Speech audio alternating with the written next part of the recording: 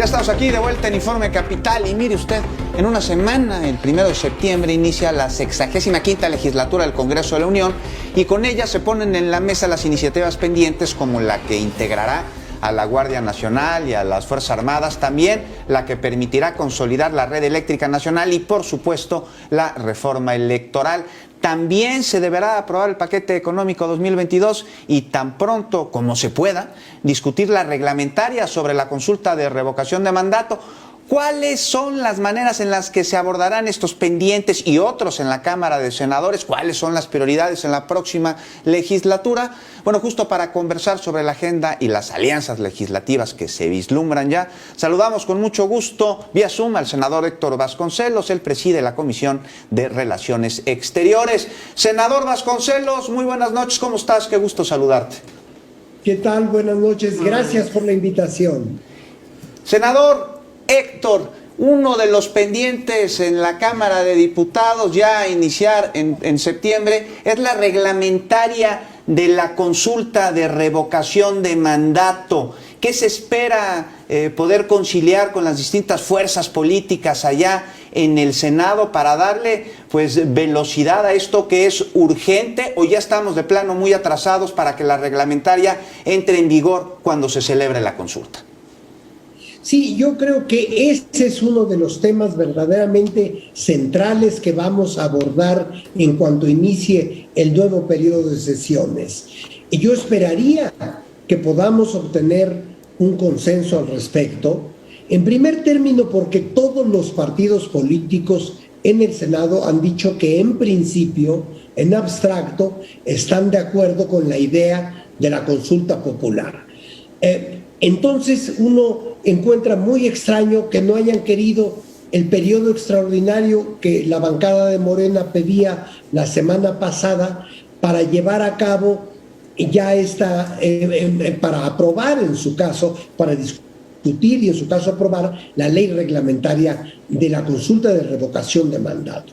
Y uno se pregunta por qué hay elementos que parecen estar deliberadamente obstaculizando que lleguemos a esta ley reglamentaria, puesto que a mi juicio se trata del proyecto, de la idea, del elemento más democrático que ha surgido en México en las últimas décadas para avanzar en el desarrollo político de México. La idea de que un presidente hacia la mitad de su periodo pueda consultar a la opinión pública, al pueblo mexicano, si quiere el pueblo que siga en el poder o se retire, me parece a mí simplemente algo inédito en la historia de México. No recuerdo ningún otro presidente en nuestra vida independiente que haya querido él mismo someterse al juicio popular para ver si sigue contando con el apoyo de la ciudadanía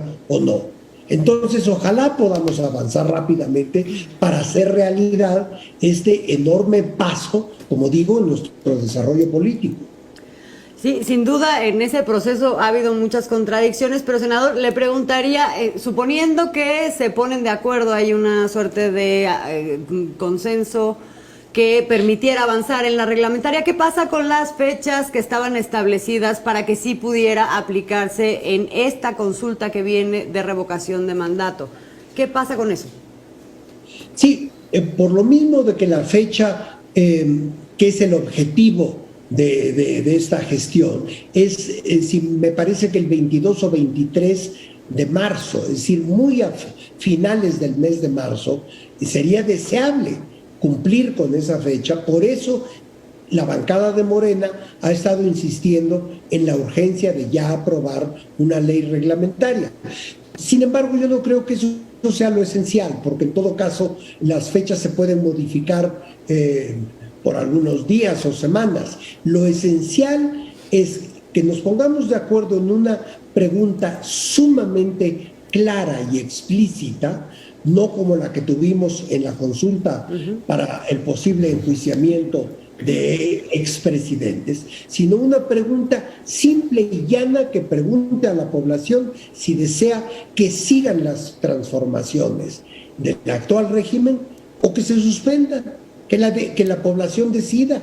¿Quién teme a eso? Ciertamente la bancada de Morena no teme a ese juicio de la opinión pública. Héctor, nos queda poquito menos de un minuto, pero te quisiéramos preguntar rápidamente sobre algo que está relacionado, que es la reforma electoral. ¿Tú cómo ves el ambiente ahí en la Cámara de Senadores para poder llevar una discusión que sea propositiva y de resultados? Sí, eso yo creo que va a ser un poco más difícil porque evidentemente cada partido político tiene sus propios intereses. Sin embargo, creo que debemos avanzar hacia una reforma electoral, entre otros aspectos, para mejorar el funcionamiento del INE, del Instituto Nacional Electoral, y del Tribunal Electoral Federal. Creo que estas son instituciones que han caído en manos de la partidocracia. Yo recuerdo con añoranza el primer IFE, cuando se llamaba, IFE, antes de llamarse INE, en donde me parece que estaba mejor constituido el grupo de integrantes de aquel instituto. Sin duda, Héctor, muchísimas gracias por habernos acompañado y esperamos contar contigo en una próxima ocasión para seguir hablando de la agenda legislativa allá en el Senado.